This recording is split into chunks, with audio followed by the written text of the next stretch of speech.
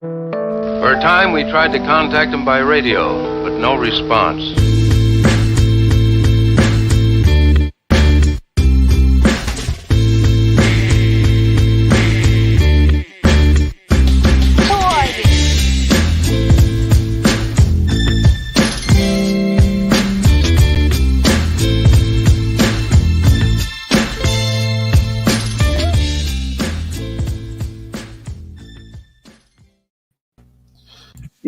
Yes, y'all. We're back live again. Welcome to episode 3 of the Dumb Marks Podomania WrestleMania weekend. Gentlemen, last night we made it through the storm and came out brighter on the other side. First time ever rain delay for WrestleMania. Wasn't sure they were going to be able to get the show off.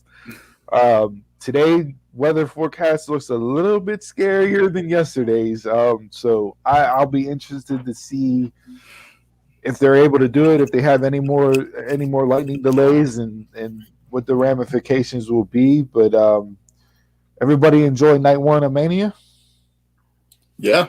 I mean, I think for the most part, I thought it was an enjoyable show. Better than I was expecting it to be.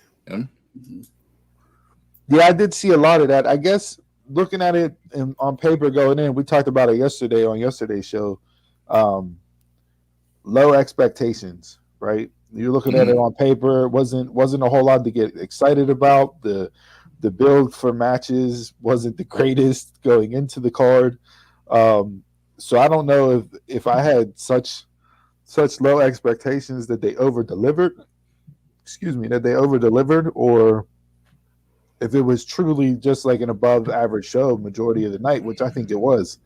Not too many complaints. I was super worried about the safety. Yeah. You could see the amount of water that was on the entrance ramp walking down. We saw Mandy Rose slip and fall. Heavy footprints, just soggy carpet on the way down. I'm glad. And I don't know if this was by design choice or what, but if that would have been a complete metal entrance ramp or the complete LED board entrance ramp, there's no way they would have been able to walk down that with how wet it was. Yeah, that's what I said yesterday with the LED, that if it was going to be doing that, they would have just been sliding down all night long. I wonder if they knew and just threw that down in precaution. Possibly.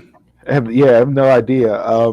Fans were from the show there were tweeting out above the ring. I guess they had some type of bubble or cap that they placed over top of the structure itself to try to hold off the rain, to keep the ring as dry as possible. There were definitely shots throughout the night where if they hit the lights right in the stadium, you could see just the rain coming down. So they, kudos to everybody that went out there and performed last night. Kudos to the fans. A year and a month's wait, I guess you will sit through torrential downpours if you're there live. Maybe you could have got something better than Dollar General ponchos for but so yeah, today we'll get into night 1. We'll recap it. We'll break it all down for you. Then we got a little WrestleMania moment game to go through based off of last night's main event. I think it's kind of fitting. And then we'll break down and predict night 2 and wrap it up with some of our favorite WrestleMania matches, moments, overall WrestleManias themselves, and get through it and get ready to watch night 2 here. So night 1 expectations. Let's just run through it. I guess kind of from the beginning. We don't have to touch it match by match, but we can run through the cold open. What'd you guys think of the cold open for the show? I didn't like it last year. The video package, not with Vince, not with them standing on the stage, with the video feed afterwards. It was the same as last year to me, so it was just Yeah, I honestly didn't watch it. I was kind of getting stuff together whenever that was on. I didn't care for the setup of it. It wasn't one of the best ones, that they've done in the past. I enjoyed, having the whole locker room out on the stage and Vince bringing welcoming the fans back and hitting it's WrestleMania. Mm-hmm. Shockingly, Roman was standing right next to him. So if there's any question on who the head of the table is, I was going to say that's exactly what I've wanted from him in this gimmick is him dressing like that. So I was just like, perfect. WrestleMania, he's looking the part today. Everybody else is in their ring gear. Roman is in a suit. Yeah. The entire head of the table, tribal chief standing right next to Vince McMahon himself. So, great way to welcome the fans back. And then we get our first rain delay. First ever rain delay, WrestleMania, which is surprising when you think about how many outdoor shows they've done for Mania. But this is the first time weather has impacted a show. The way New York went, we were like maybe a half an hour away from a rain delay. Yeah. That was the first one that went extra long. Yeah. Yeah, I mean, the backstage interviews were what they were. It kind of reminded me like old school WrestleMania when the people would be interviewed in backstage. But yeah, I mean, say what you will, Braun cut a okay promo for just off the cuff or whatever. So here's the deal with that. Like, everybody went out there, spoke as themselves, for themselves, and cut promos. I think it kind of showed who can talk on the mic and who can't in that scenario because they've been scripted for so long. I saw a ton of praise for everybody, and I'm like, okay, let's slow it down a little bit. Like, you guys are so used to scripted promos from WWE stars that when they talk on their own, you think it's Dusty Rhodes' Hard Times, and that's not what it is. That's one of those things you got to go back and watch it, in a couple of weeks, maybe after the initial factors worn off, and just see how good some of them were or not. Kevin Owens and Seth Rollins were standouts to me, and that's no surprise. Oh, yeah. No, you could have gave KO the mic the entire time and let him talk, and that would have filled the rain delay. I mean, all you need is the Seth Rollins drip. That's all you need. Seth Rollins drip, but Seth Rollins going out there and just continuously calling Kevin Mike was the highlight of the rain delay for me. That was pretty good. And then we get into it. One thing that I noticed throughout the night, and we'll touch on this, but entrance-wise, not many grand big entrances for WrestleMania. I don't know if the weather changed that, if they were worried about time, or if the plan all along was to do more pyro, surrounding the ship itself and the big LED boards that they had placed in like the upper deck of the stadium. Themselves, but besides Miz and Bad Bunny, everybody else kind of got just your standard entrance. Yeah. So it's kind of cool that Bianca at least got some pyro. She got the fireworks behind the pirate ship and everything, so that was cool. But yeah, I agree. Standard entrances, nothing, no grand stage entrance at all. Maybe that'll change tonight, but yeah, maybe. Like I said, who knows if that was the plan all along, and if that was, then I'm okay with that. Not everybody needs the grand big WrestleMania entrance. Sure. You pick and choose what matches you want to give it to, but for it only to be Miz and Bad Bunny and Miz's portion, that was just terrible. All the bunny's ears kept falling off. Don't need the rosebuds out there. Yeah. Like it was just bad. And Bad Bunny's like, it was cool. He came in on a semi truck, but it's like, how does that fit Bad Bunny? Like, yeah, you know what I mean? To me, that really didn't match up with Bad Bunny. He pulls up to the arena in a Bugatti, but yet you have him riding a WrestleMania on a semi truck. Like, he's a badass right now. That's what it is. That really fit. But you talk about Pat McAfee put the strap on back. Hey. Top three celebrities. Some people were tweeting out Bad Bunny's better than Pat McAfee, and pop them brakes. I go slow all that talk down. I go Pat Bunny, and then Green Arrow. Top three celebrities. And of course, Adam Cole chimed in and completely agreed that Pat stinks and Bad Bunny's better. So, way to continue the gimmick. I like that. So, Adam Cole. Oh, yeah, Adam Cole. Michael Cole there. Yeah, Adam Cole. No, but from that standpoint, anything entrance wise or anything else, not specific match related that caught your guys' eye from night one? Just the fans' interaction with everything. Was it just me, or were they still pumping in crowd noise? I didn't notice. It was hard to tell. At times, I could tell. Like it seemed like they were still pumping in some crowd noise at times. Mm-hmm. The "This is awesome" chant they were doing was kind of off. But it was like there was stuff I wouldn't think they would have reacted to that they were reacting to. Like one of the things that they do too is they put microphones in the crowd. Mm-hmm. So sometimes you might even get the delay with that too. So it may not have been piped in necessarily, just the way that the microphones in the crowd picked it up. Yeah. And then were there fans out in the bowl, or were they just on the floor? It looked like a bowl, but nothing in the top. Nothing in the top. Yeah, it was lower level. Cutouts. Like when you look off at this distance, so I wasn't sure. Mm-hmm. Okay. They were there. At some shots and angles that they did, it looked like people were shoulder to shoulder, not socially distanced. Mm-hmm. Some people had masks on, some people didn't. I don't know. That's Florida, baby. Yeah, it is. But given not that it made me uncomfortable, but it was just kind of like, all right, are there going to be ramifications from this event with people, as many people as there were there in the close proximity that they were? Hopefully not. Which is probably why they're going back into the Thunderdome after this instead of keeping fans going.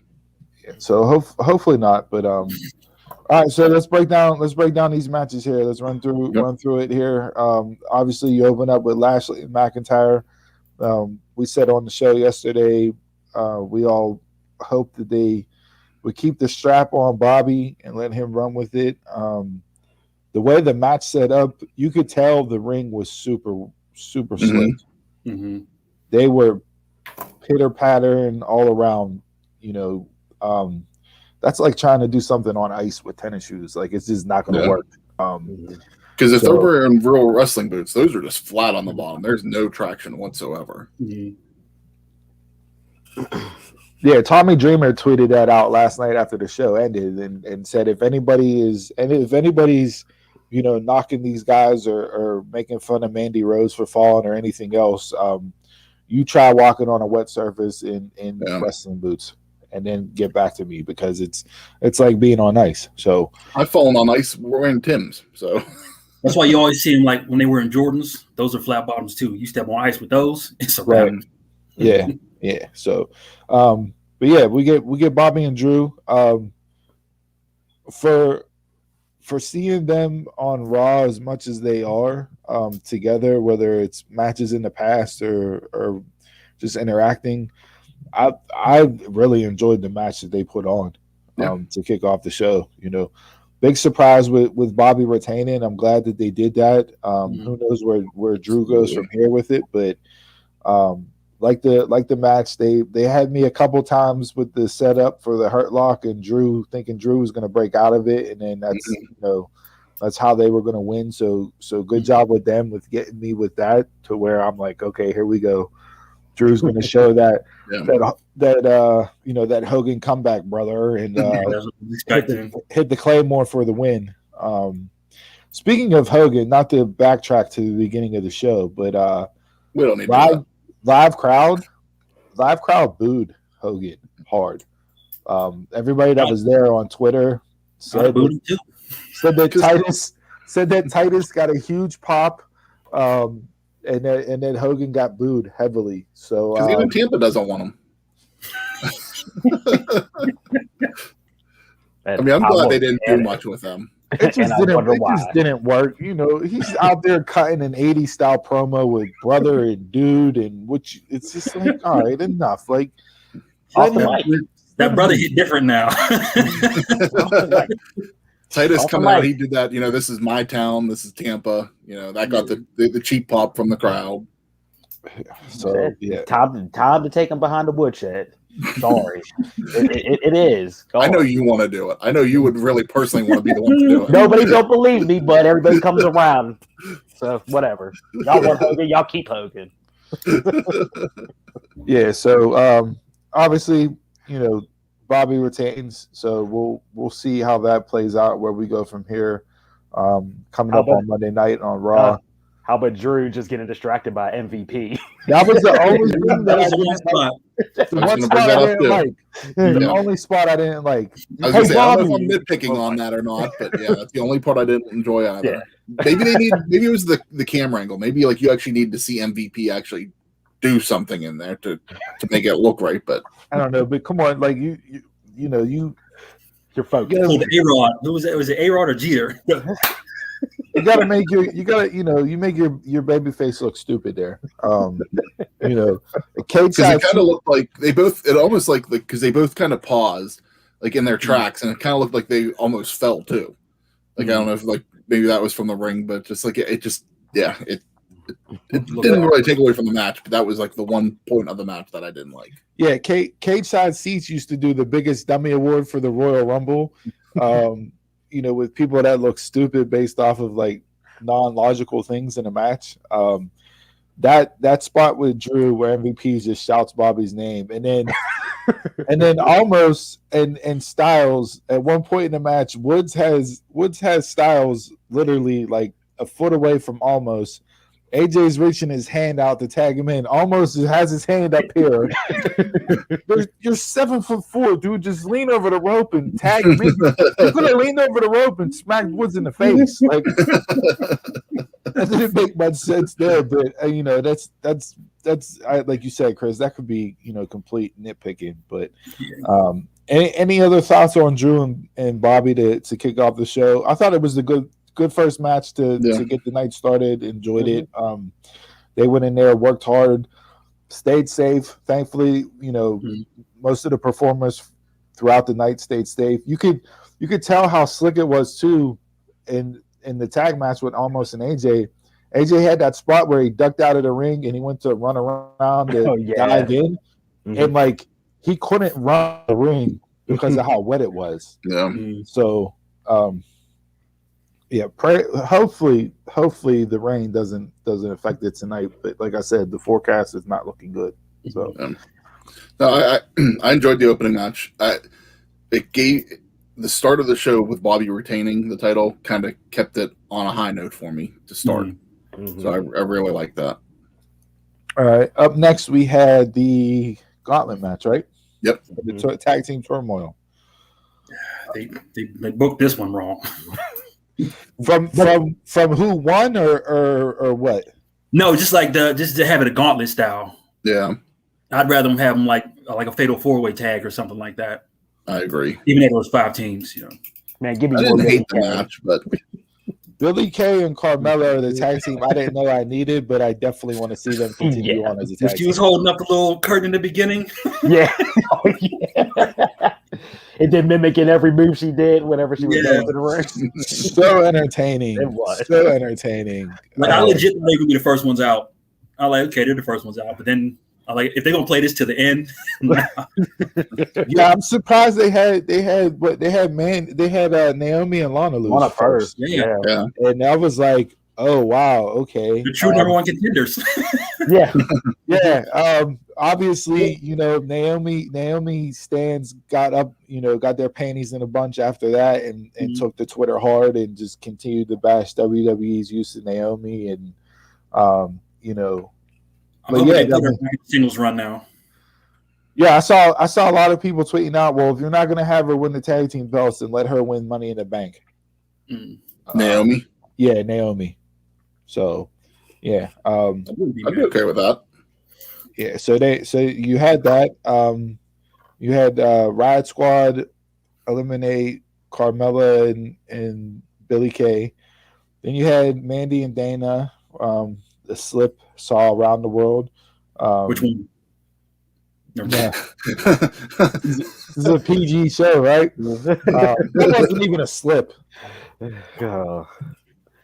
what were they wearing? They look like they had bathing suits on. Can we They look like Malibu Barbies. Yeah. Can we please stop with the 4-foot hair extensions?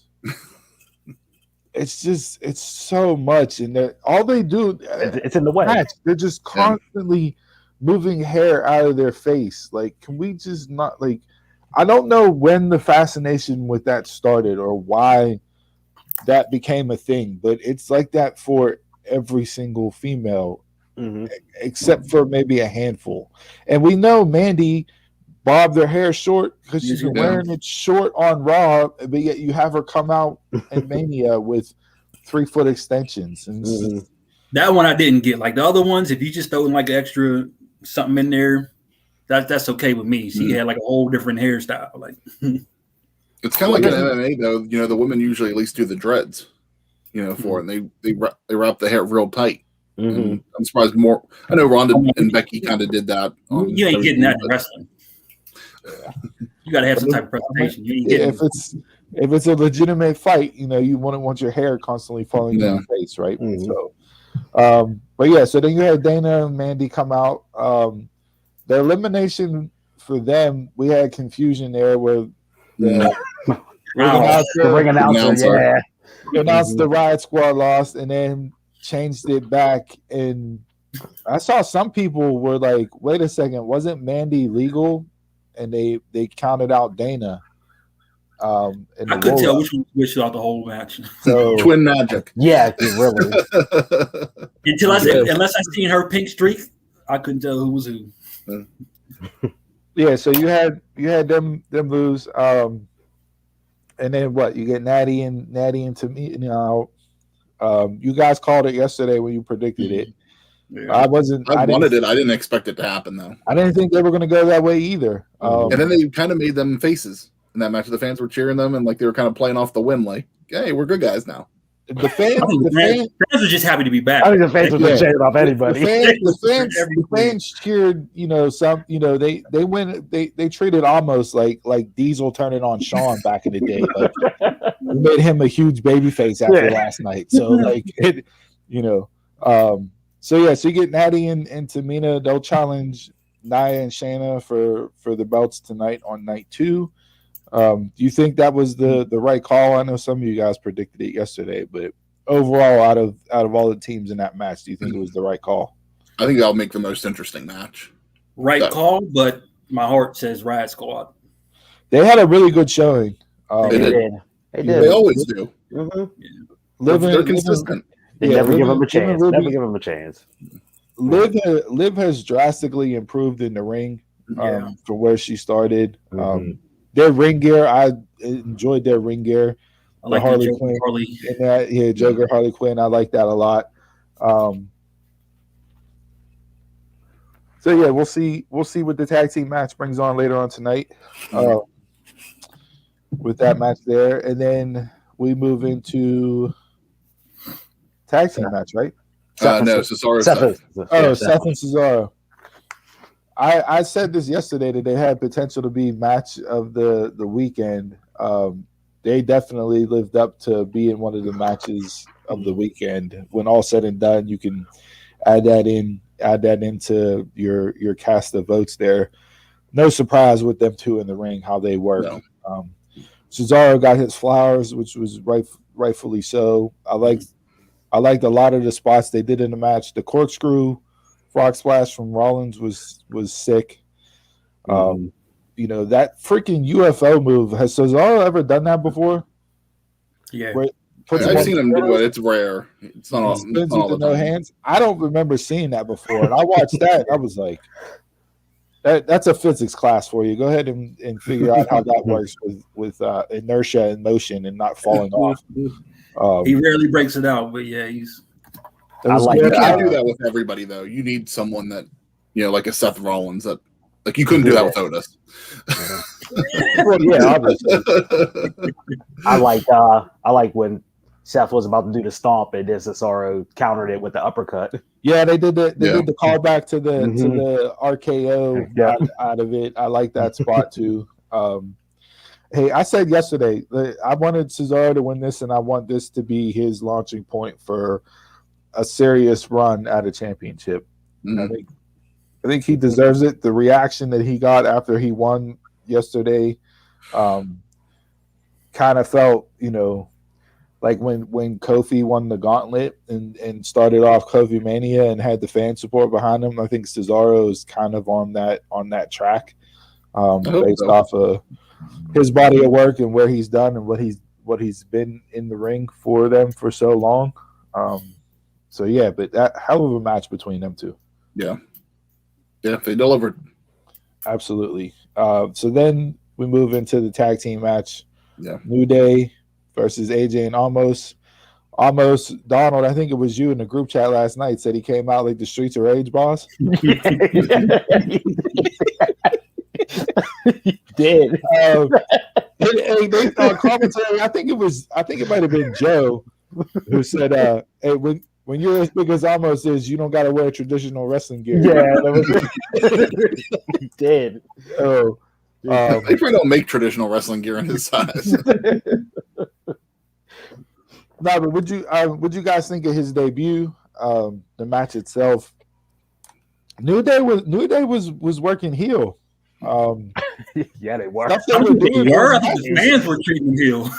But I mean, the stuff they were doing during the match was that's heel tag team 101. Yeah, cutting the ring in half is definitely heel tag team. Yeah, not only that, but one dropping off the ropes and swiping a leg. They were pulling all the heel tricks. Uh-huh.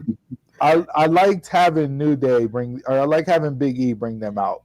Yeah, But the traditional New Day entrance there with Big E. So that was nice to see. Cool spot to have them three share that moment after they've been split up for WWE reasons. But yeah, anything else regarding the match itself? I need more from Almost.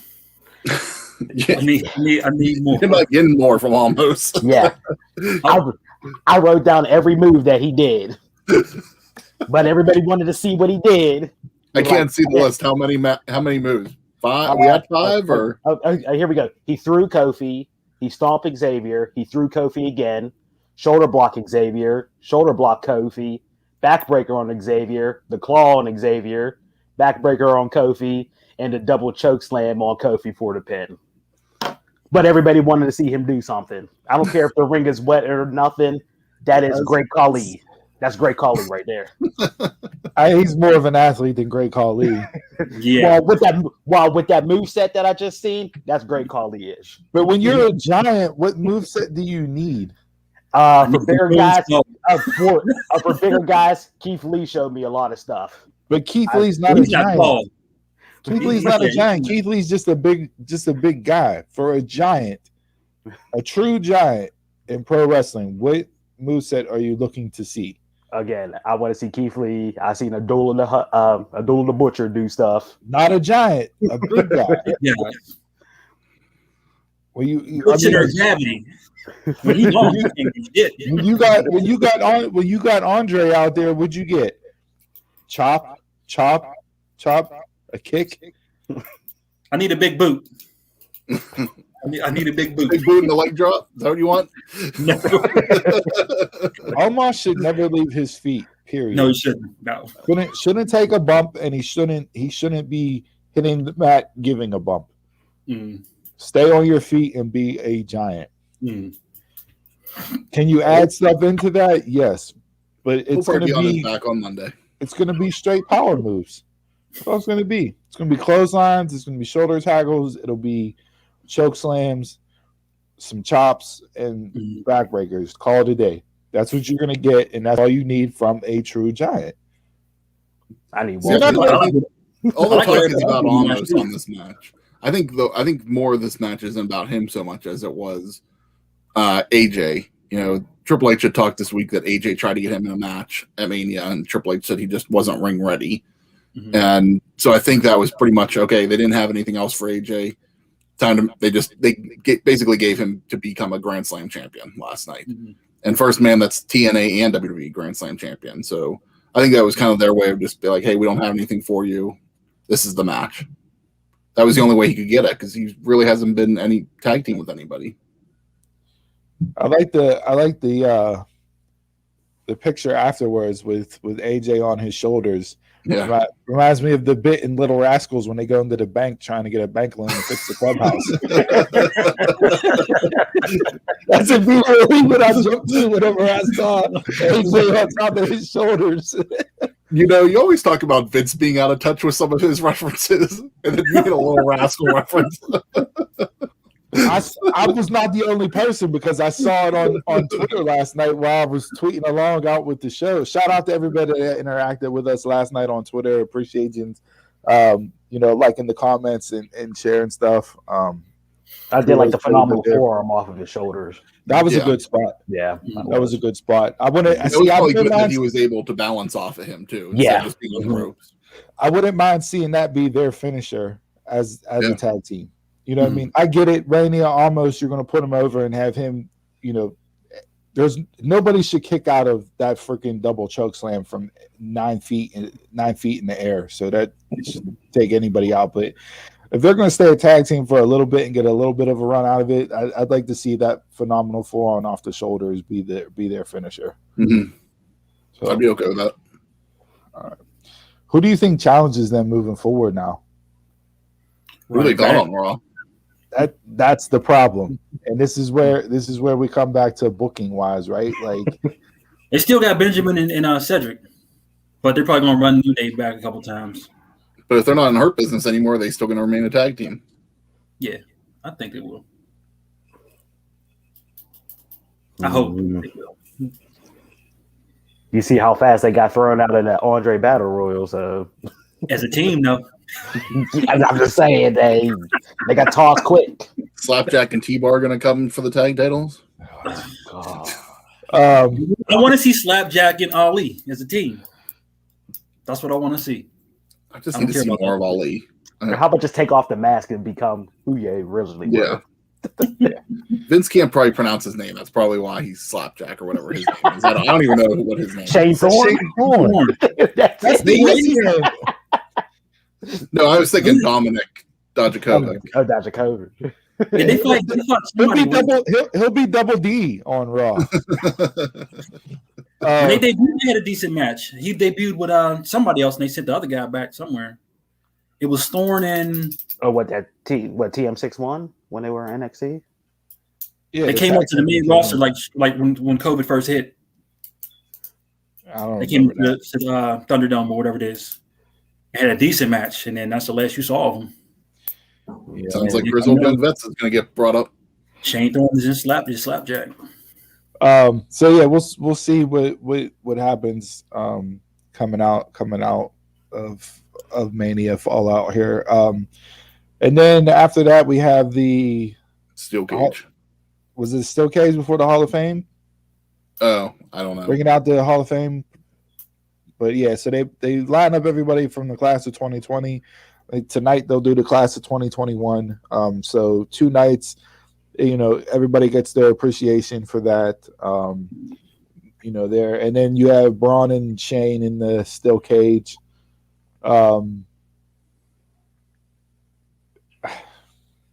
It was what it was. Mm-hmm. That bump that Shane took. Woo! I didn't hate it, but I didn't have much expectations going in either. No, I didn't. I liked Braun ripping the cage to pull Shane back in. I thought that was something a cool different spot, something different that we haven't seen, and that kind of fit Braun being a monster.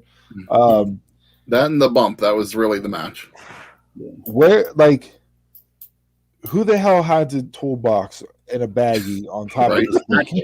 Like, come on! I told you guys about the toolbox. Watching it, that's what I was thinking whenever I saw it. As soon as I saw it, I'm like, damn it, Jay called it on the pod earlier. Usually it's chains that are in there, like for them to. I mean, I guess if you're up there, you don't want to have to keep them going down for your toolbox. So. True. Yeah, so I mean, if that's the story that Shane, was outwitting Braun by hiding weapons and baggies from the top of the cage, so be it. But I don't know if it's me getting older, but I had a full blown panic attack watching them two on top of the cage there.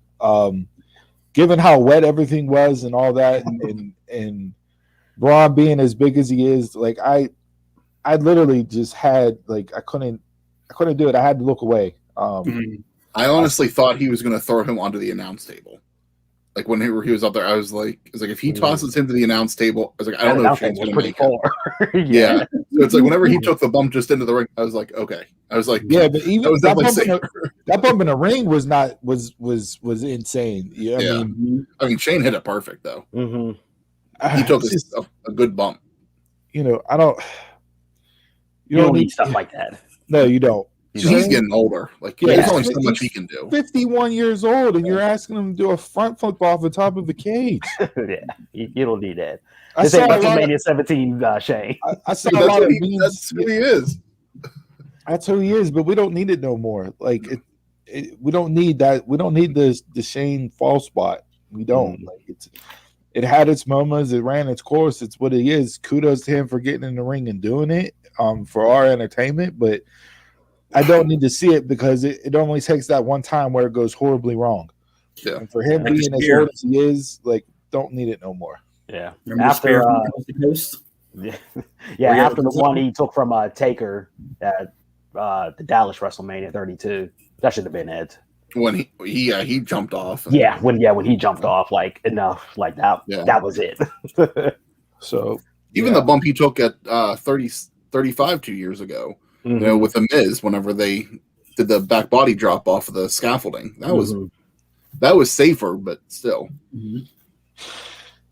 Yeah, we'll see. I don't know if this will be a hard reset for Braun. Don't know where he's going to go. Or what he's going to have moving forward. And then obviously we get to the moment of the night, match of the night for me. I think they absolutely tore it down.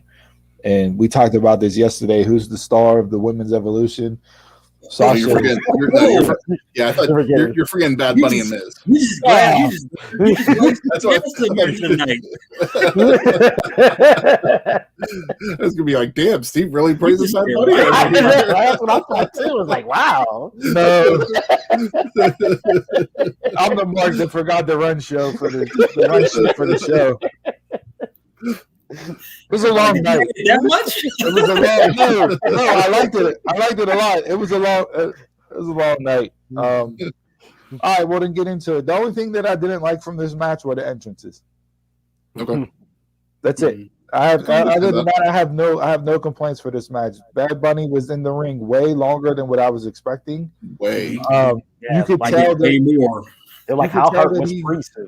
Yeah, you could tell he really put in time and did his work to train to do this. Hats off to him, for getting in there and doing everything that he did. He pulled out a freaking Canadian destroyer for well, be serious. John Morrison pulled out a Canadian destroyer. He can't do a Canadian destroyer by himself. Not the only one expecting the Booker T run in. No, I was. When he did the spin-a-rooney, I was just like, oh, that's fighting words right there. For how long that Bunny was in the ring, how hurt was Priest? I don't know. I mean, Priest still did the flip, though. I mean, I mean, if you look, Priest and Morrison were both hurt going into this, and Morrison didn't do a whole lot either. So that's what. Kudos, like I said, Miz and Morrison deserve a lot of credit here because they are pros and really added shine to Bad Bunny. They did. They did. If you do a one-on-one, you don't want Bad Bunny going over on the Miz in a straight one-on-one.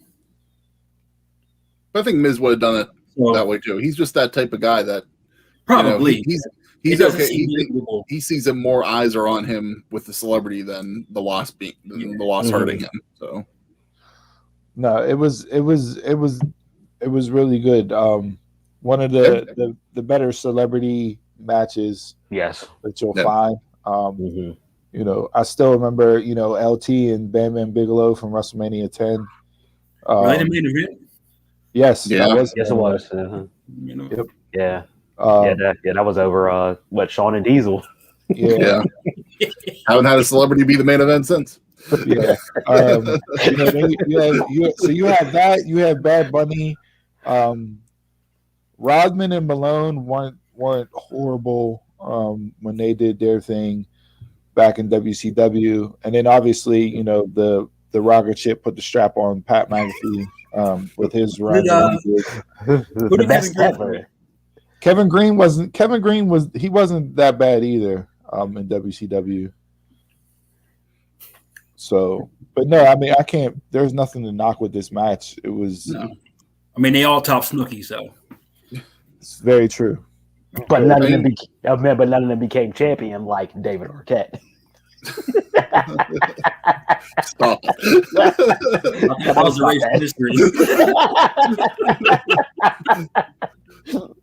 I mean, that type of match for me, it keeps elevating Miz's stock, and I don't know. Like, Miz is great. I really enjoy him, and he is a company guy. Like, he'll do anything. Oh, absolutely. But I need him and Morrison to be done with. Yeah. Like I said yesterday, with the draft, they need to break them up. I don't even think they need to do it with the draft. Just do it on Raw in general. Like, get over, like, have them two feud and be done, and let Morrison go off on his own. You need to use Morrison more than what you have since you brought him back. Absolutely. He's too talented. I wouldn't mind seeing him on NXT. No. I think Vince is always going to book him the way that he's booked him. It's just not going to change. I was expecting something different based off of what he did outside of the company when he got brought back in, but the fact that they put him right back with Miz and he's doing the same stuff that he did, you know, in his previous runs with the company, like, they're just never going to book him differently. So it's a shame because he's more of a talent than that. But I was cool when they brought him back and put him with Miz to start with, but I thought they were going to eventually do something to be that stepping stone to get him to singles by now. U.S. title run. And that's fine. I'm not saying I need him to hold the WWE title or the Universal, but, you know, he should be doing something more than just being a comedic character right now. Yeah. You paying me to ad lib secondary on the mic? That's it. I'm sure he's getting paid well for it. I'll take it. I'll be the hazy hoe. Or no. please burn that music video. I do not need to hear "Hey Hey Hop Hop" anymore. That's not going to be on your Easter playlist every year. No, it's not going to be on any playlist. You hop a little, I hop a lot. Stop. It was bad. It was really bad. And then you couldn't even hear them singing in the mic. Yeah, no. You could tell that they were lip singing. And then, like, No. you caught bits and pieces. It was Terrible. Yeah. It was the worst part of the night was that entrance for me. All right, so now backtrack to my praise and glory to all be that is. Sasha Banks, Bianca Belair. What a moment. Absolutely, what a moment. I tweeted out. I tweeted out, representation is key, and for them to have that spotlight and to have that representation for little girls out there like them, to see them. I wish they would have gave the line to Saxton instead of Cole about first time two black women main eventing WrestleMania, but that's just nitpicky. One, yeah. But just the moment, the raw emotion there, and Bianca hopped on watch along after Mania went off. That was watch that. Matt Camp and them from the bump, and they asked her about it, and she's like, we just both we felt that moment and wanted to live at that moment forever. She goes, you had dueling chants. It was, history in the making, and we both just wanted to soak it up and stay in it for as long as we could before they actually had to start the match. So, but even after the match, there was a video floating on Twitter that I saw of Sasha was like kind of like hiding by the barricade and just smiling the whole time. Yeah, just how happy she was to be in that moment still. Like I said, we talked about who's the superstar of the women's evolution yesterday on the podcast, and Sasha was picked for a lot of us, and that just absolutely cemented her again last night with how good she is, how great she is. Match of the night for me by far. For sure. The story, everything, the spots that they did, the roll through on the dive, and then the power press her walking back to the steps. That visual is insane. The whip at the end. The whip at the end, which you told the right story, on the ribs there. You told the story throughout the match, working with the hair and Sasha using it, and for Bianca to break that out, which you don't need to do that every match. You do that once or twice a year, and she did it in the perfect spot at the perfect time to go into the finish. I thought it was just masterfully played. I don't know if I would have chose the wording that Graves used there to describe it, but I don't know how else you would describe it there. I don't even know what he said.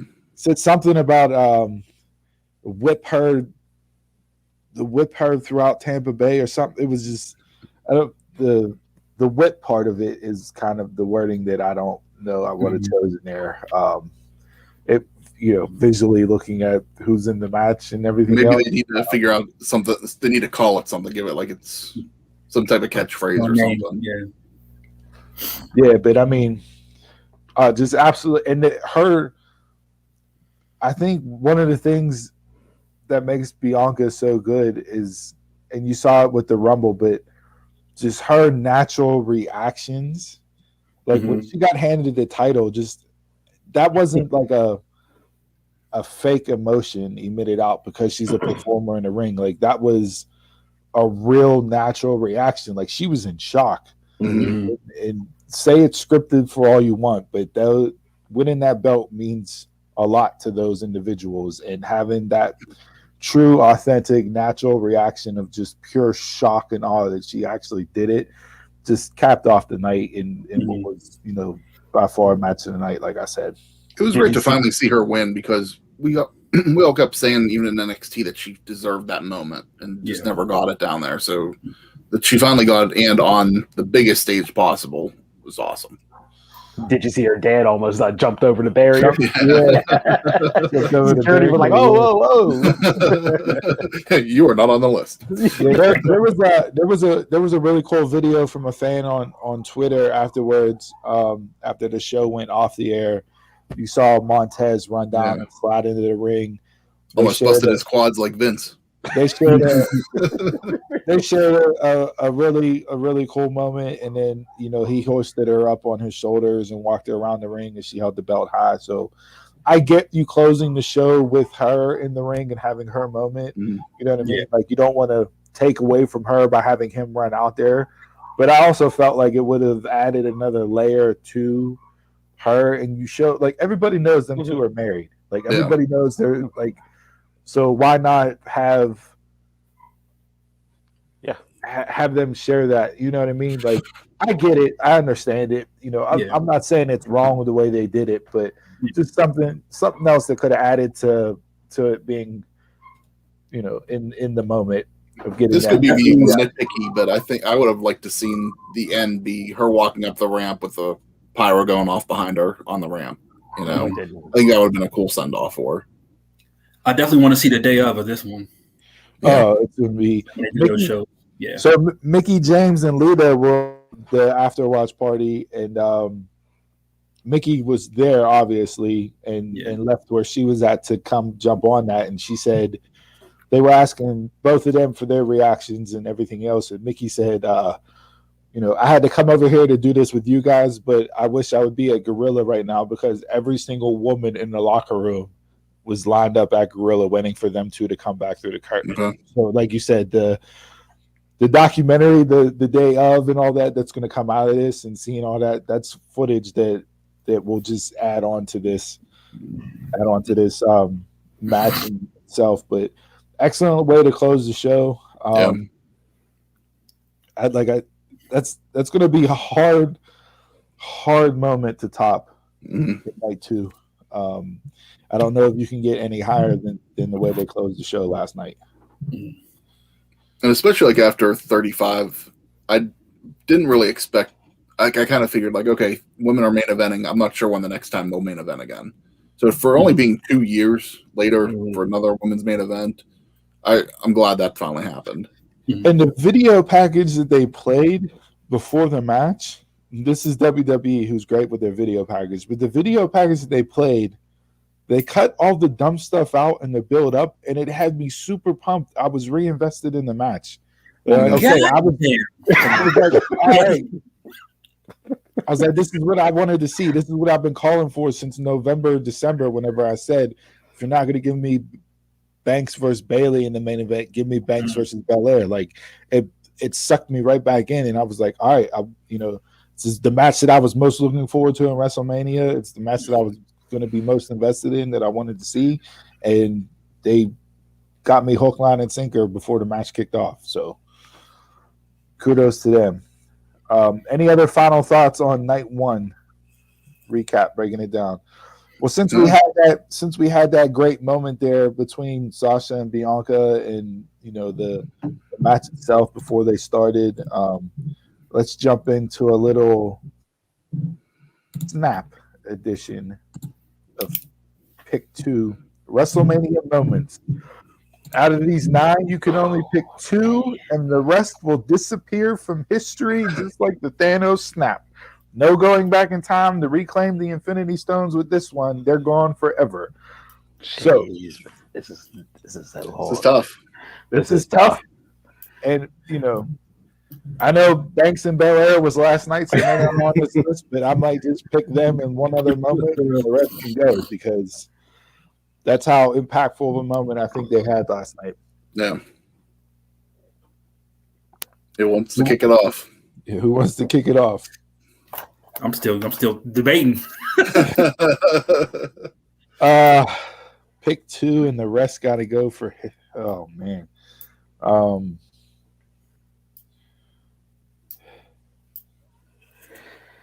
Riveting podcasting. I got one. I'm trying to find a second. I'm trying to. Yeah, I got one too. I have 3, but I got to cut down. 3, Donald. Yeah, I know. I just said I have 3, but I got to cut down 1. All right, I got my 2. For me, the Hogan slam on Andre WrestleMania 3. That's the first pay-per-view that I remember watching that started me in wrestling. I got started in wrestling. The babysitter that lived up the street from me that babysat me, she watched wrestling. That's how I got into it. I got a wrestling ring for Christmas whenever I was 3 years old. It was a wooden wrestling ring. My sister sat in it the same day and broke it. So, so you can tell that's why I don't have a good relationship with my sister all these years later. Not to mention she shit on my Hot Wheels too whenever we were younger. So she's just been cruel and unusual punishment to me. But Hogan slamming Andre, that, like I said, that's the first pay-per-view that I remember watching from start to finish. I remember whose house I was at, like all those things. And for being as young as I was for WrestleMania 3 to have those vivid memories, I can't get rid of that moment because that's what started my wrestling fandom. If that moment doesn't happen, then I'm not sitting here talking wrestling doing this podcast. So for me, that one's going to stay. The other moment, this is so tough. I think the other moments, for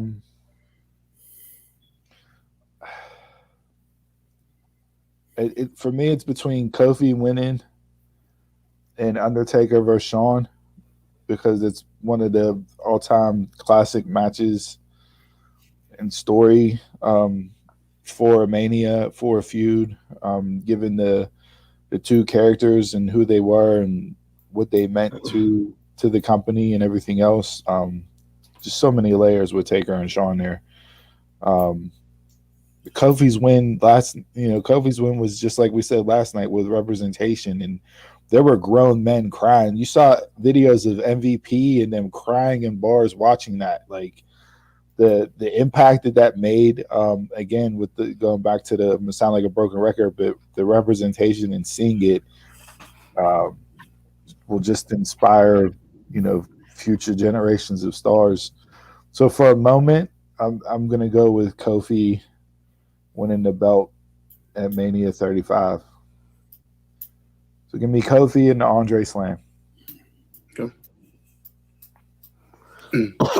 Oh, do you want to go or? Yeah, I'll go.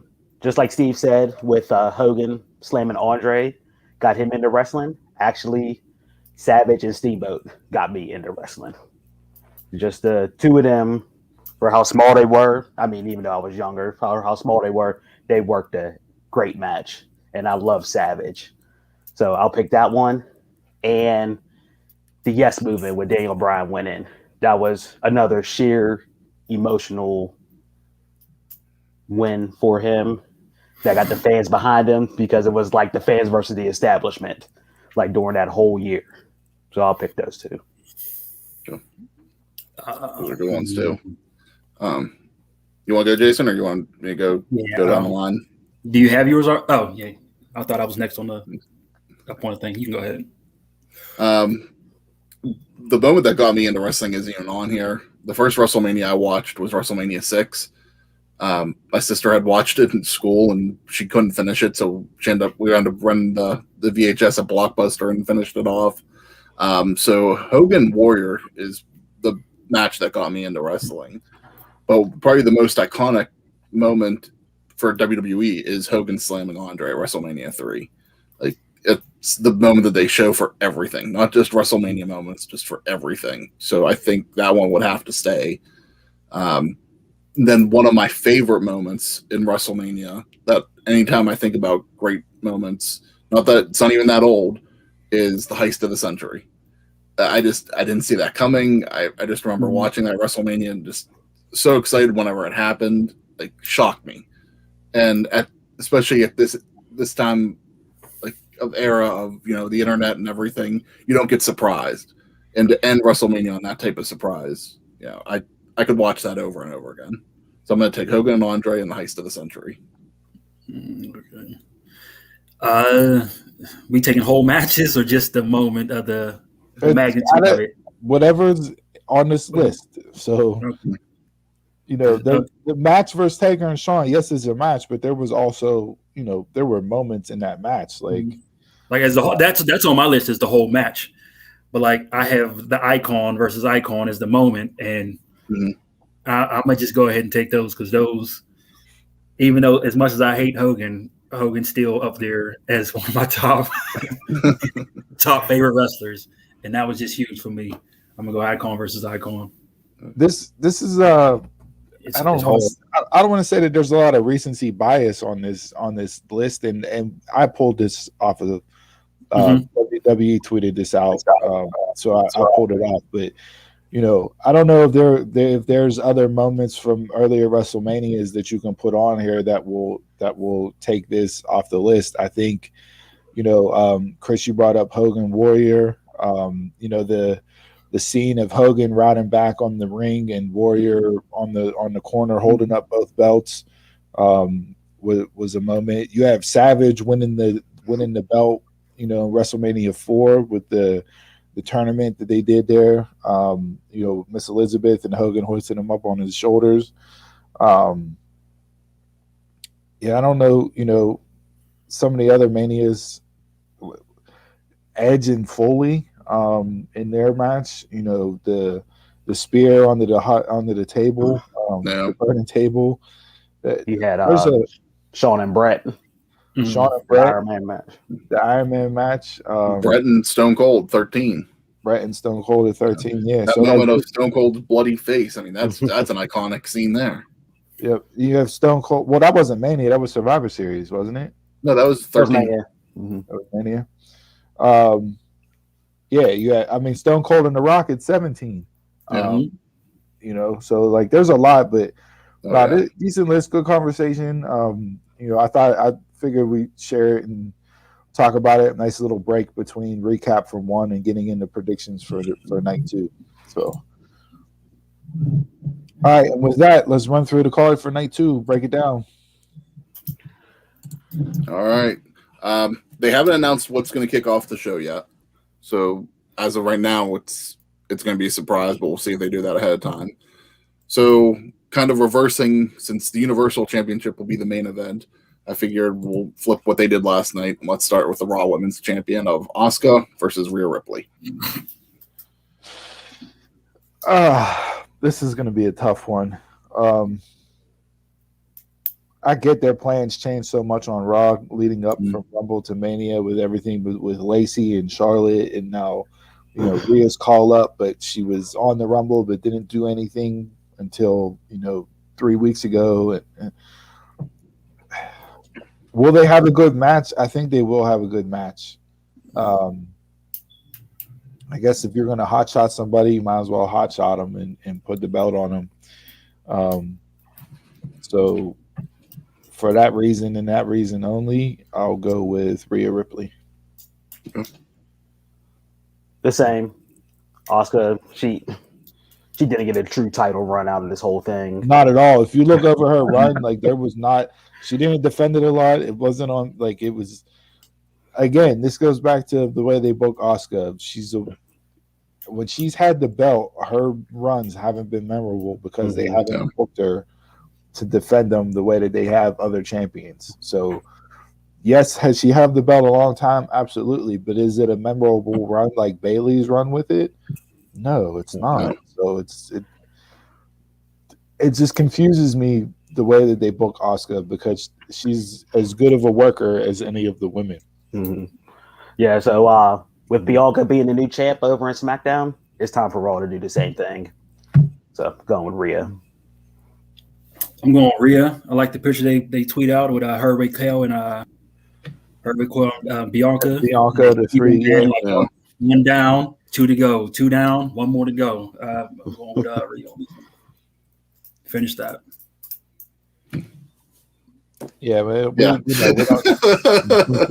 Go with Rhea. I won't be mad if Asuka retains. Like, I won't. I won't. I'll completely understand it. You know, it'll knock Rhea down and make her have to climb back up because it's your first true match on the main roster, and you lose it at Mania. She lost to Charlotte in last year's Mania. You know, dropped the NXT title to her. But she was still an NXT talent, so now she's up officially on the main roster. I know, but your first two times for main roster people seeing her is her losing championship matches. Like, that doesn't really bode well for somebody that you're going to want to build up to be a mainstay in your women's division. And they need a shake-up on Raw for a lot of things, and this would be a good shake-up to start with. Yeah. So, all right. So Rhea, just because something different. Yeah. All right, let's go into The Fiend versus Randy Orton. God, I hope this is the end of this feud. We don't even know what to expect out of this. Yeah. I have no idea. Yeah, that's right. I have no idea what to expect out of this. I don't see how you could, if you can't end the man by burning him alive, I don't see how an RKO is going to put him down. Like, here's what I'll say. I'm hoping we get a swerve in this match. And Bo Dallas is the burnt Fiend, and Bray Wyatt comes back as the regular Fiend, and it's mind tricks on Randy Orton, and I hope he comes out as Firefly Funhouse. some other shenanigans happen. You got to go with the Fiend. I mean, he got to come back and pick up his win after being burned alive. You're not going to have Orton win this. Orton in WrestleManias is 6-10. He has a losing record at Mania. Wow. Didn't know that. Yeah. So expect him to be 6-11 after tonight. I saw for Sasha, she kept her streak alive and is 0-6 last night. That's crazy. She'll get that moment here. But her loss didn't do anything to hurt her. So, but Yeah, no. off topic. No. Sorry. Yeah, I'm going with the Fiend in this. I mean, I don't know. He gonna resurrect Freddy Krueger also in that Jason Voorhees catch. I don't know. They've completely killed one of my favorite characters. Him and Alexa Bliss on SmackDown were fantastic. Yes. And they get drafted over to Raw, and they've completely killed them both. Which I was worried about when we did our draft special, Chris. I remember telling you, I say, I hope that they don't get drafted to Raw because they'll bury the character. That's exactly what they did. Do with it, and that's exactly what they did. Nobody's bigger than Raw. Yeah, so Fiend. That's it. And it sucks because Bray Wyatt is such a good talent. I Yes, mean, he is. Yeah. He's gotten over everything he's done. Yeah. You know, and he's transformed himself multiple times. So it's like, how many more times can you reinvent yourself without them killing your character? They've killed, Bray Wyatt. They killed Bray Wyatt, the cult leader. They've killed, the Firefly Funhouse. They've killed the Fiend. Now you're coming back as a different Toxic Avenger Fiend, and like it's like, how many times are you going to continue to chop a man's legs out to where he's just like, you know what, fuck it, I'm not going to reinvent myself no more. Like, give me whatever you're going to give me, I'll get it over, but I'm not going to trust that you'll know what to do with it once I get it over. Mm-hmm. Okay, I don't even know what to expect. Like this is made for cinematic and Thunderdome. I don't know what to expect in a live match. Worms.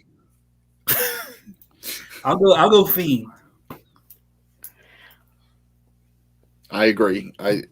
After getting set on fire, how do you come back and not win the match? So, I mean, if the Fiend doesn't win, I'd be very surprised. All right. Across the board again. Yep. All right, everybody's favorite match now. The Nigerian drum fight for the Intercontinental Championship. Yeah. Big E versus Apollo Crews. And what are the rules for the Nigerian drum fight? Not a clue. No idea. Mystery. No idea. You don't want them spoiling stuff. Don't spoil it. Let's stick So it. I'm thinking this is going to be like a no DQ type of Drums around the ring. I hope they don't line up drums around the ring. I swear to God, they line up drums around the ring. I swear to God, they line up drums around the ring. Like Ring of Honor, whenever they bang on the boards, all the fans in the front row get to bang on the drums.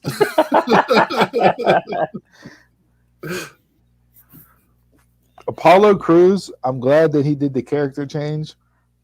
I don't need the Nigerian accent. Yeah, no. Mm-hmm. I didn't need it.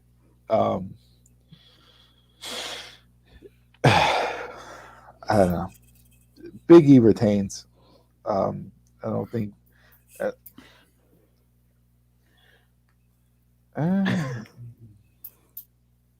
I'll say Big E retains. I don't see them putting the belt on Crews, but I could be completely wrong. I could see them putting the belt on Crews if they do something with E, but I don't think they're going to do this thing. So that's what I was thinking about right there. Yeah. Like, all right, well, if you have him drop it, then have him make a run at the heavyweight strap. that's what I was thinking. Yeah, I wanted to see Reigns and Big E at Mania is what I wanted to see. But yeah, okay. Let Big E continue to run with it because he hasn't had a true title reign either. Since he's won the belt. He won the belt on Christmas, the Christmas Eve show. Mm-hmm. Mm-hmm. His sweater game was on point there for a bit. The cardigans were amazing, and I love like the college dorm setup. He's sitting on the couch, he's getting a manicure, got the beer fridge next to him. Like, I'll continue to roll with that. Like, I like that, but Yeah, he hasn't had a true run. I don't,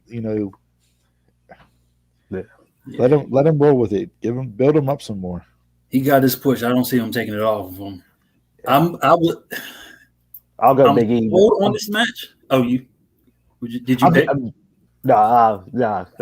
I'll go Big E. But if Apollo didn't have no accent, I might have went Apollo. But I'm sold on the match. I'm sold on Apollo's character. I'm sold on the feud. It's just the accent that just takes me out of it. But I'm going Big E. We're gonna go round the horn again. I'm gonna go with Big E as well. I don't see Apollo getting. I just can't see them putting the title on him. This is gonna be like the fight scene in Black Panther. Yeah. This is your king. This is your king. Oh boy. What's next? Next one. I mean, I don't think there's a stipulation to this. I think it is just what it is. Kevin Owens versus Sami Zayn. God, I hope Logan Paul doesn't get involved in this match. He's supposed to be with Sami, so that means his involvement. What do that mean? AB gonna be with Owens? I want to see Jake get involved. You saw him on SmackDown. I don't think Kevin Owens and Sami Zayn can have a bad match. No. I really don't. I think them two, we've seen them two have their feud on the main roster together. Obviously, this is different Sami Zayn. The conspiracy theorist Sami Zayn. I love the character and what he does. Sammy's great. Kevin Owens is my favorite guy. I've been a KO guy for years. And I don't think he'll get to jump off the pirate ship like he was trying to. I think it's pretty damn high. And guess what? That thing is too damn far. They'll pull out some crazy shit during this match, like them two always do. It'll be a good solid match. Like I said, these two can be sleepwalking and they can have a good match with each other. But I give it to KO. He needs to win after his run with Roman, and let him get a dub here. Sammy losing doesn't hurt him at all. No, I will go with KO also, but I think it's going to be a good match because when you're best friends in real life, normally you tend to have good matches with each other.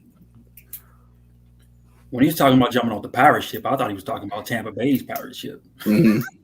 Not that structure he got going. Look, Sami Zayn does nothing for me at all, ever. I'm going Kevin Owens. They could probably have I'm sure they'll have a good match together, but Sami does nothing for me. Yeah, I'm sure this is going to be a good match, just like everybody said. And we're going to go around the horn again. I'm going with KO. Wow, we're either going undefeated tonight or we're.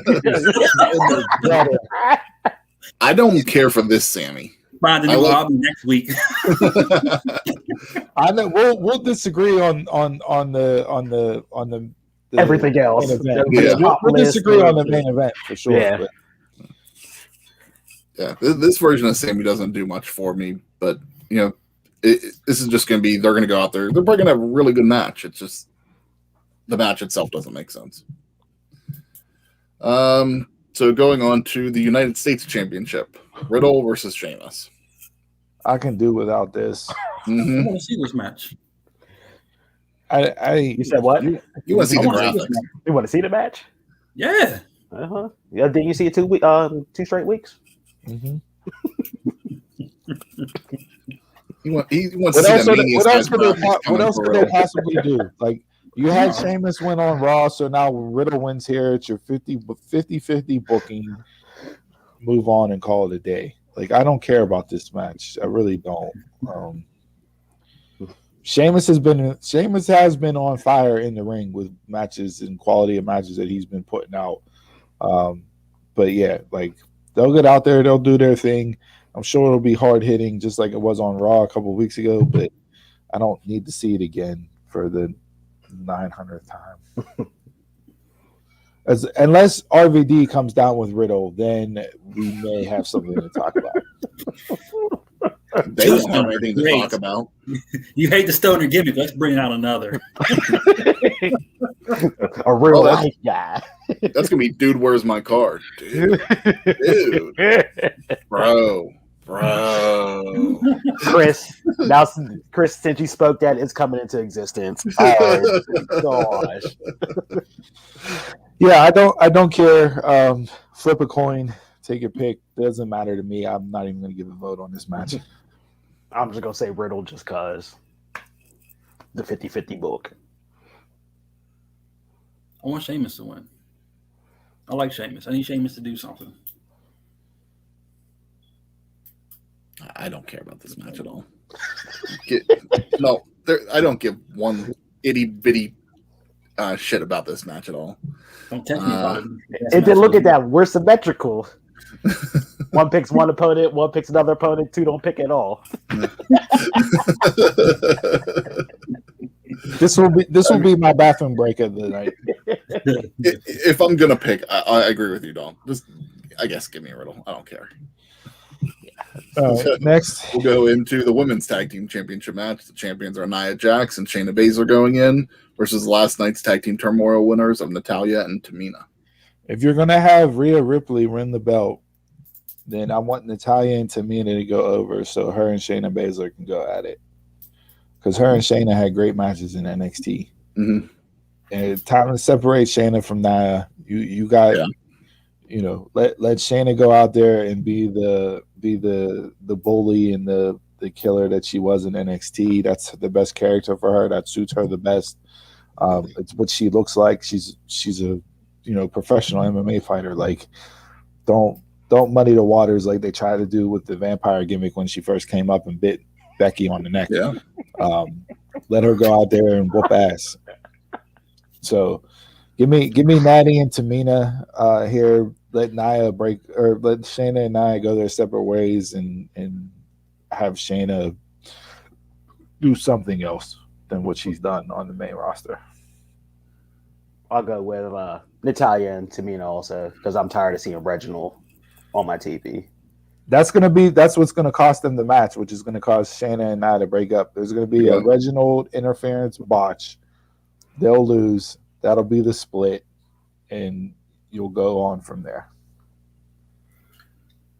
Reginald can stay with Nia. Like, I'm okay. Let them. He can go altogether.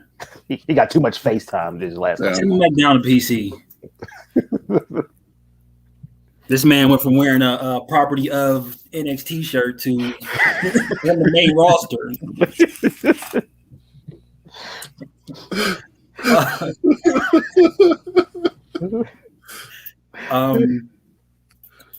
Nia and Shayna's been growing on me lately.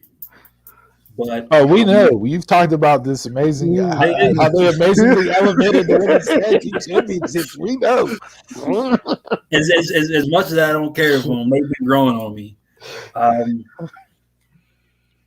not sure if I see the interference coming, but do you do it tonight or do you still build up to it? I don't know. No, it's done. End it tonight. You get Natty and Tamina a moment. And just straight break. I mean, I do want them to break up and then send both of them on their solo way. But, no. Yeah, I'll say give Tamina her moment. Put it on her, Natty. Okay. We're going to go around the horn on this one, too. I don't want to. I'm tired of Nia and Shayna, especially with this whole Reginald dude being in the mix. Shayna doesn't need to be involved in comedy. So separate them. If Nia's going down the comedy route, let her go down that route by herself. Natalya's the boat. She is what it is. And Tamina's the yoke. That's what Paul Heyman calls them, the boat and the yoke. So, Natalya deserves, to have another title on her resume, and I mean, Tamina just hasn't gotten her due over the years, so she deserves something too. So yeah, put it on Natalya Tamina tonight. All right. Which means for as much as we're in sync, that means it's probably not happening. Whole night is not happening the way we So let's go. Time for the main event: Universal Championship. The head of the table, champion Roman Reigns versus Edge versus Daniel Bryan. Who wants to go? Reigns is dropping it. I'm just not sure to who. Yeah. But I know he's not. I know he's not taking the pin.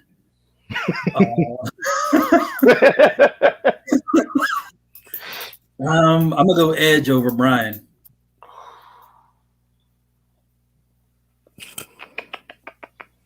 Don't tell me you want the Bryan moment, but didn't want him in the match. Yeah.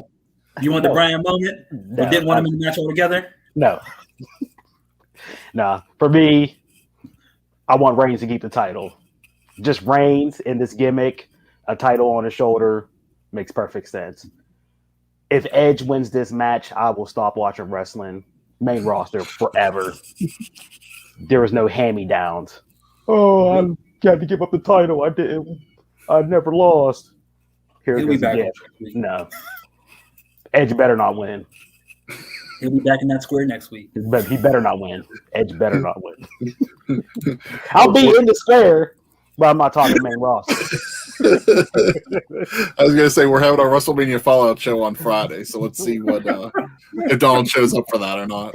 I'll show up, but I'm not talking. I keep going back and forth. I'd be perfectly okay if Roman kept the title. I don't think it's going to happen. I think we're going to see a title change tonight. I just keep going back and forth on who it's going to be. Is it going to be Edge or is it going to be Daniel Bryan? My thinking right now is that Roman's probably going to spear Edge, and you're going to think that that's the end of it, and Daniel Bryan's going to come in, do something, and then get the pin on Edge. That's going to piss off Edge, and that's going to lead to this feud continue. And not only is it going to piss off Edge because he's already pissed off, it's going to piss off Roman Reigns. And so we're going to get a more, right now he's just the head of the table and just destroying people. Now we're going to get him being pissed off and wanting that title back. And I think that could lead to something. This kind of reminds me of WrestleMania 20, whenever we had the triple threat. And, they just repeated it at Backlash the next month. And I think that's kind of what we're going to see next month. I'm thinking it's going to be a short title reign for whoever gets it next. Yeah. And then Roman picks it back up. So you got Bryan, Chris? That's what I'm going to go with. I think it could be interchangeable, really, for any of them winning. But right now, I think I'm going to go with Bryan winning. WWE has this problem of letting people ride with titles whenever they should be riding with titles. They feel like they need to make a change just to make a change. I like the story of Edge with, dropping the belt, never lost it, coming back. That would have been fine if you were to have him go up against the Raw champion, not Roman Reigns. To me, Bryan or Edge, they're not the ones to dethrone Reigns. Reigns hitting on all cylinders as he's been since he took the strap back. To me, he's at a point now where whoever beats him is going to be elevated so much because they've beat him after he's as good as he's been, that you use that rub to give it to somebody to truly establish somebody else, not two people that are already established. I don't think it does. I don't think they have that guy. And they don't have that guy yet. They don't yet. But if he doesn't get the pin in this match, then it's not like he's really losing. Mm-hmm. Doesn't matter. You're taking the belt off him. You don't need to take the belt off him. I think you can still do that the next round, whenever, because he's going to pick the title back up, whether it's next month or the month after. He's going to get it back, and they're going to build up for someone to take it off of him. Just doing it just to do it. There's no point. There's no point. There's no point. To me, this is all setting up for Edge to get his belt back and the Rated R Superstars back and everything else. And would I have expected a title run out of Edge on this last go round? Absolutely, because I don't know what he signed, a 3 or 5 year deal. So you were going to get a run with him at some point in time. I don't know if this is how they envisioned it coming into it. If Edge is winning, I would have rather it been a true one-on-one contest instead of making it a triple threat. Maybe Bryan was added in to take the pin because he's going to be more of a part-timer, and a loss here doesn't hurt him. But But with that being said, if he's going to be a part-timer, then obviously you can let him get the belt and have one last run for him. So there's 9,999 outcomes that you can pick for this match. I just don't see the point in taking the belt off of somebody that's as hot as Roman Reigns just to take it off him for a month or two for him to win it back to make a change for change's sake. You don't need to do that. So what I want is Roman to retain. He's been the most entertaining thing in WWE since he started this run. He hasn't had a bad match since he started this run. The stories that he's told haven't been bad since he started this run. Maybe we get Jimmy Uso come back tonight, and that's how Roman picks up the win. So he's had shenanigans to hold on to the title. Maybe you have Jimmy come back tonight, and then you have another member in the stable. We need new theme music from Roman tonight. It's coming. He said Don't give me that it's coming. It's been coming for 6 months plus months. They gave Adam Cole new music after a few weeks of disbanding. They can't give Roman Reigns new music. They can't do that by now. Like this is the time to do it if you're going to do it as at Mania. It's synonymous with Roman now. I don't even think of the Shield anymore when I hear that music. That's true. Same here. Keep the belt on Roman. Don't have him lose it. So that's my prediction. You don't need to do a change for a change. If he retains, I have really any of them. I don't have a real problem with it. No. No. Not needed. So yeah. All right, that's night 2's predictions. As Chris mentioned earlier, Friday we will be going live Friday night after SmackDown goes off the air with our WrestleMania Fallout. We'll cover, obviously, touch on stuff from night 2 of Mania, but we'll cover Raw and SmackDown Fallout and see where the pieces line up as far as this next year for WWE. As we know, they go from the night after WrestleMania to the next WrestleMania is their booking season, so we'll see how they shake things up, hit the reset, and where we potentially have new feuds brewing. With that being said, you guys want to touch on quickly some of your favorite Mania moments, matches, just anything in general surrounding WrestleMania? Yeah. Anybody want to start? I'll start. I'll do my top 5 Manias. Okay. Number 5, WrestleMania 10. The ladder match between Shawn and Razor. The singles match between Brett and Owen. Good. And this was the only WrestleMania or any match that I rooted for Bret Hart because he beat Yokozuna. Then number 4 is WrestleMania 19. I like that because of Shawn and Jericho mainly. That was a great match between the two of them. Number 3, WrestleMania 30, all because the Daniel Bryan run. Number 2, WrestleMania 14, the whole DX WrestleMania where the Age of Austin started.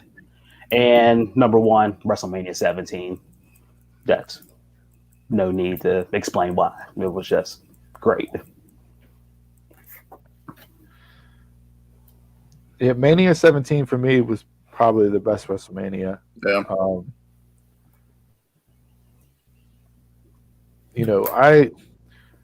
Royal Rumble has always been my favorite pay-per-view. Like, I just enjoy the Rumble itself. I know Mania is the big one and the granddaddy of them all, as they like to say. I'm more of a Royal Rumble guy than I am a WrestleMania guy. My WrestleMania stuff is more I guess moments in matches than like whole cards themselves.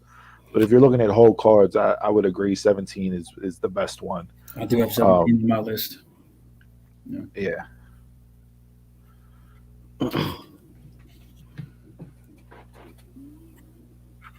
I'll go. Mine aren't any really in specific order, 1 through 5. for the longest time, WrestleMania 8 gets shit on a lot with fans. For me, I actually enjoyed it for the longest time because that was like, for 10 years, that was the only WrestleMania that Ric Flair had been a part of.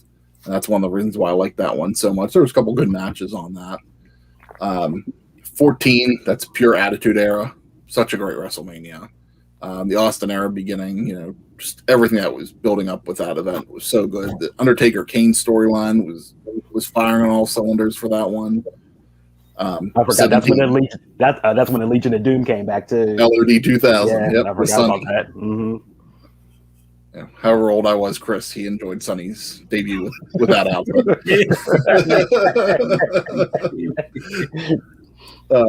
Like we all mentioned, 17 is one of the best of all time. Great card, start to finish. And I can say the same thing for 18 too. I think 18 was another good card, top to bottom.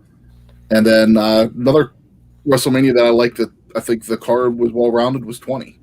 You had Cena Big Show, you had Molly Holly and Victoria in the head shaving match, you had Kurt Eddie, you had the triple threat match, and again another one of Undertaker and Kane, continuing their story on. So those are probably, if they're not my top 5, those are 5 that I can go to and watch a decent amount of matches from.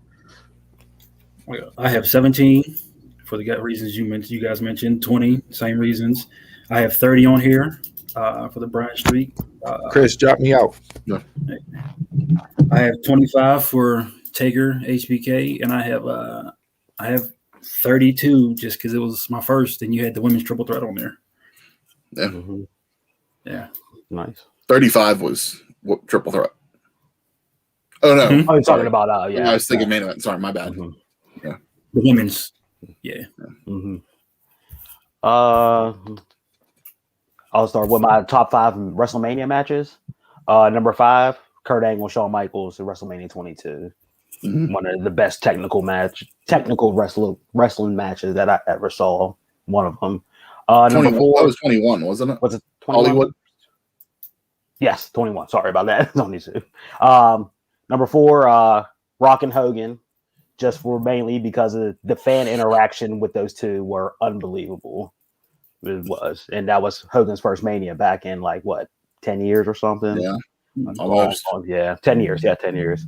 Number 3, Rock and Stone Cold from WrestleMania 17. Mm-hmm. That was of course, WrestleMania 17 as it is, but just that feud at that point in time was hitting on all cylinders with everything. And then Stone Cold's turn at the end threw everybody off there. Yeah.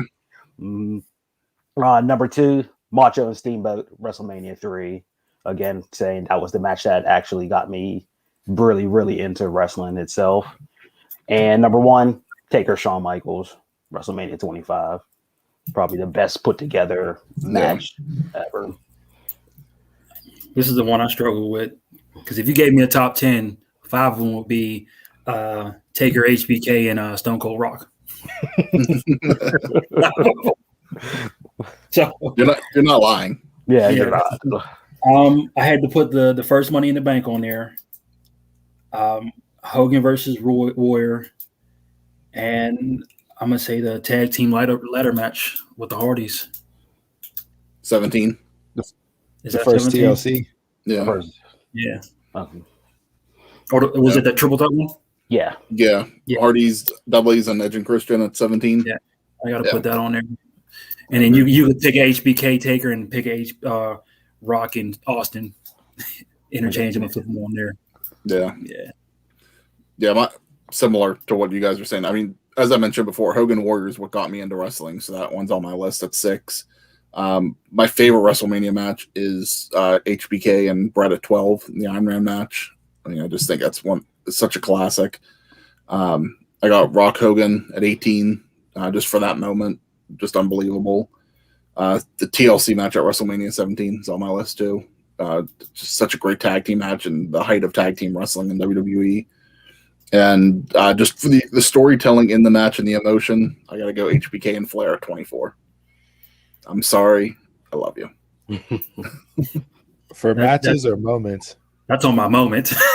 Yeah, it's just moments. Definitely on my moment. That was matches. I think moments wise, Flair and Michaels, the streak being broken, Eddie and Benoit embracing at the end. Um,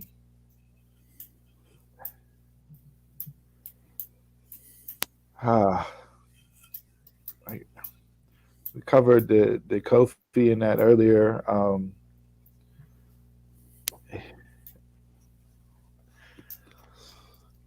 Trying to think what else would I put up there.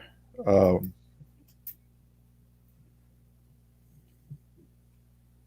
know.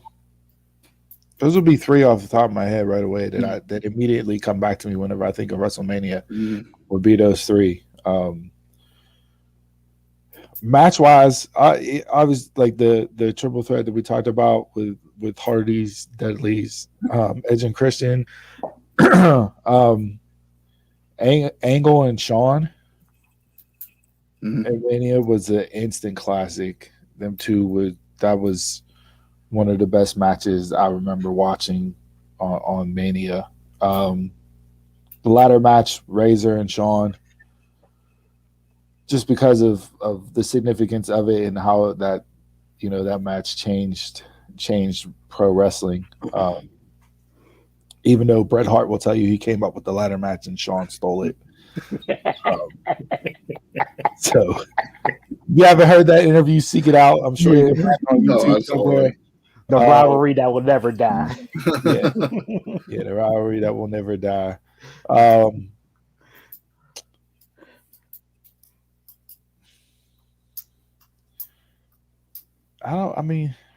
don't know. There's like, that's so many matches to span. Like, we'll spit ones out, and I'm sure as we'll sit here throughout the day, another one will pop up. Another moment, I'll be like, oh no, wait, I want to redo my list. Like, you know what I mean? I'm thinking about the Benoit triple threat.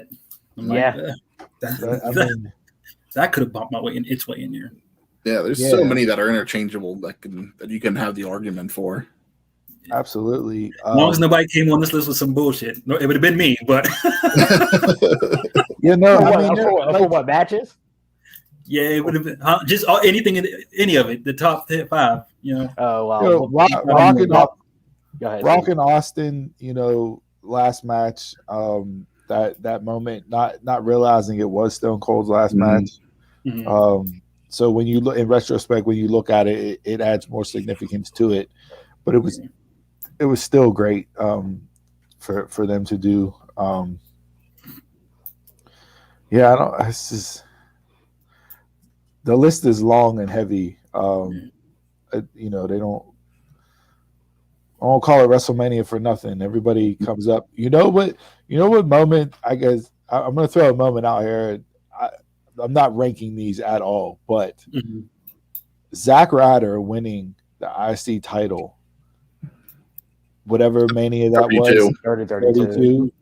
The pop that man gets is one of the biggest pops you hear on a WrestleMania card. I knew on TV it had to be loud because in person itself, it was loud. It was loud. That match was a good match. It was. It was one of the better ladder matches for sure. But yeah, I'm like, dude, Zack Ryder is freaking over right now. Yeah. And that was the whole Long Island IZ and everything else, and him coming back from getting buried by Cena, and you know what I mean, like actually getting his moment. And even though it was a one night reign, he lost it the next night on Raw, but like to have that moment was just that's one for sure. And he wasn't even supposed to be in that match because Neville got hurt. Kofi, Becky 2 belts, significant, with women the first time main eventing,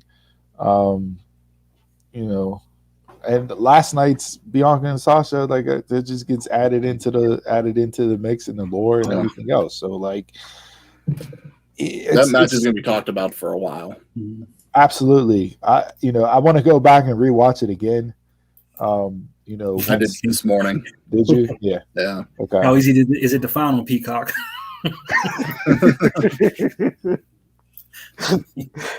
Yeah. So I mean, Peacock is terrible for the network. They sold their soul. Yeah. So For $1 billion. $1 billion. Heyman was on Pat McAfee's show and said Vince is thinking of ways to come up with the first $1 trillion. So I think UFC might get there before Vince, but if Elon Musk is sending people to Mars, Vince will put a territory up there. So, but yeah. Go ahead. No, I was just going to say, you guys got anything else? Yeah. you want to go through your moments? Yeah, about top 5 moments. Jason said there was no BS here, but there might be a little BS, but I'm sorry. Hold on, Donald. One more before you jump into yours that Chris will tie in what you said, but the reunion of Macho Man and Miss Elizabeth. That's a Mania moment. I went back and forth on that on my list too. If you go back and watch that clip, ooh, everybody cried. The crowd. you had men and women in the crowd crying over that embrace and that hug and them two getting back together. Like, so yeah, that's one that could easily slide in there as well, for sure. My top 5 moments. Number 5, Stone Cold's glass breaking in the tunnel in WrestleMania 13, because it was the first time it was done with his music, and man, it made me jump out my seat, like really pop for that. Number 4, the WrestleMania 33 ramp and stage. That's the one at the Citrus Bowl for it being that long, because it was like that, because New Japan and everything was tailing on WWE, and WWE was like, no, this is how we put a show on. So it just shows their dominance. Plus, that stage was impressive. Yeah.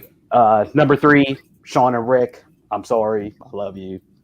Number 2, Daniel winning the title, WrestleMania 30. And number 1, Seth cashing in. That would be like the greatest moment ever. Seth, the heist, the cash in is your greatest WrestleMania moment of all time. Mm-hmm. Because it was a surprise. Wasn't even expecting it or anything. We're not even playing One Gotta Go, and he's getting me stressed.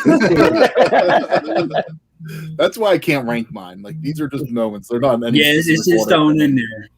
It's just in no particular order. That's how it is. I'm not gonna put the streak break on there because it's bullshit. I still don't believe it. But if you read that meme that Steve said the other day, he didn't sign the contract, so it's still technically alive. I had the cash in on my list because that got a huge, just like surprise reaction out of me. The RKO just got me the RKO off the Seth with Orton. Yeah, Seth Orton. Yeah, that just got me out of my seats. Yeah. If you don't tear up a little bit with "I love you," I'm sorry. That's on my list. Hogan and Rock stare down is on my list, and Shane's cage jump at 32 just because I was there, and I, like you say how you were with Braun and Shane last night. That was me in person. Like, I was legit fearful this man's gonna die. Yeah. Seeing it in person, seeing it live, I could see that. TV, it was crazy how they shot it, and then, like WWE tends to do sometimes, they showed it from a different angle, and you saw the crash pads and everything else blow up underneath once he hit. So not that it took away from it, because it was still fucking insane, nuts to begin with, but it was just like, oh well, you just killed it there. Like, okay, it did in that same. It did. Thanks, guys. Killed it. It did in that same thing. You saw Cole reading the script right off the paper. Yeah. Cole being Cole. Not even looking at Shane. Just you just reading the paper. You saw that last night with him in the opening match. Whenever they were standing up, yeah, that's what he does. He's talking. He's reading up the card, and it's like, come on, dude. He's the worst. So Jason, you good? I'm good. My moments, being in the audience at 32, that was our first Mania, and it's like anything really with that one. You know, the ladder match, and Shane. We had such a great view of Shane jumping off the cage. It was just unbelievable. 35, again, being in the audience for Kofi and Becky. Audience popped so big for those two being there live. Those were both goosebump moments. Of course, Daniel Bryan winning at 30, Rollins cashing in at 31. And just for a comedic moment, I put on here is Andre strangling Bob Uecker at WrestleMania 4. I could watch that clip anytime and chuckle. So just to break it up a little bit, that's why I'm putting that one out there. That's sad. It's funny you say goosebump moments.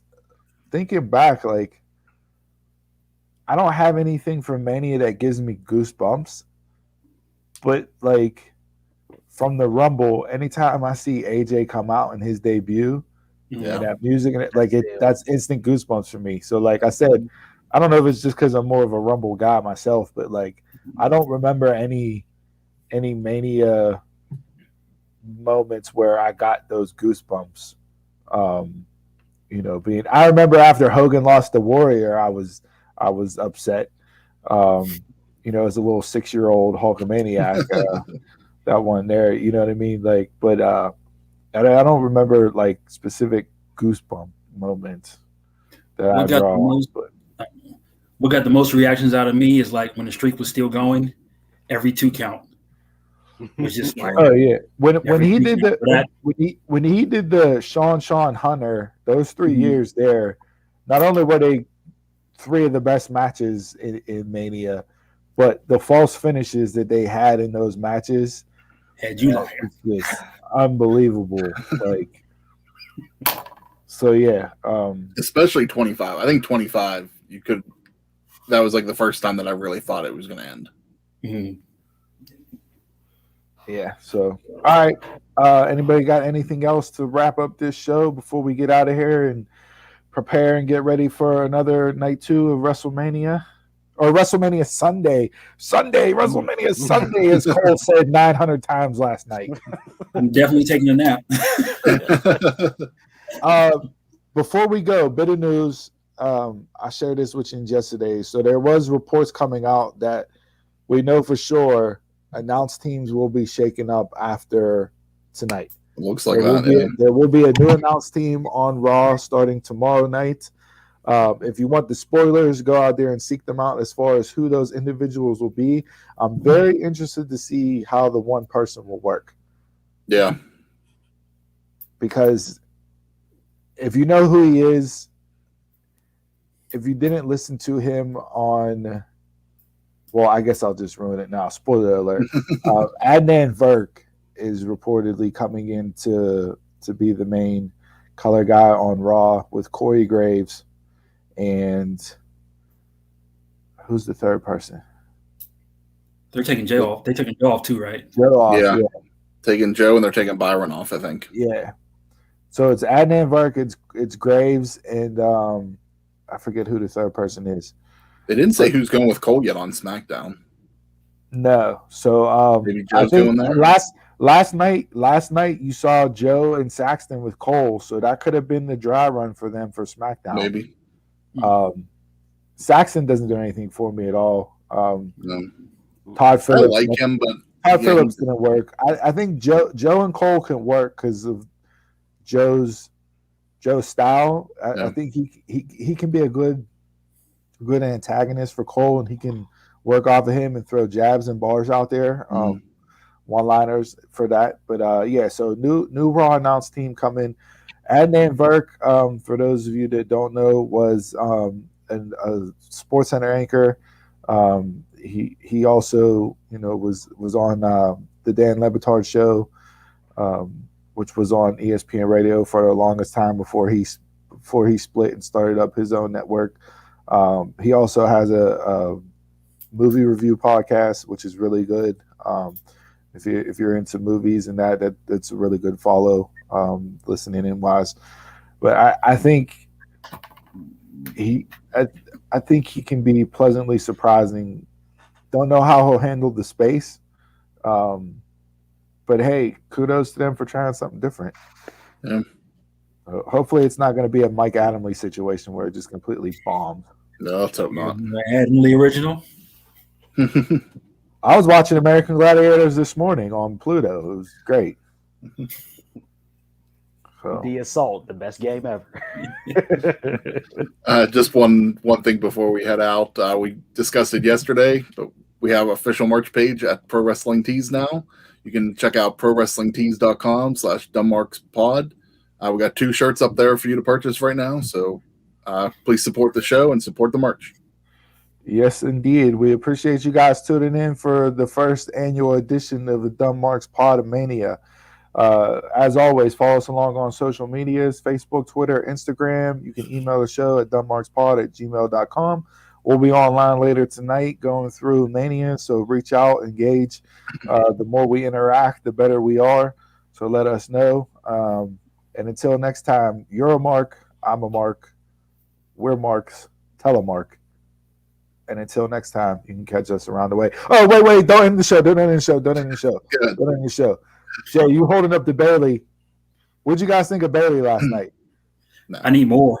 I need more. I like when she interrupted the announce team. Absolutely more. Her coming in and telling Cole he's an idiot and she can do his job better than he can was one of the highlights of my night. So give me more Bailey. Give me more Bailey. Give me more Bailey. And until next time, catch us around the way.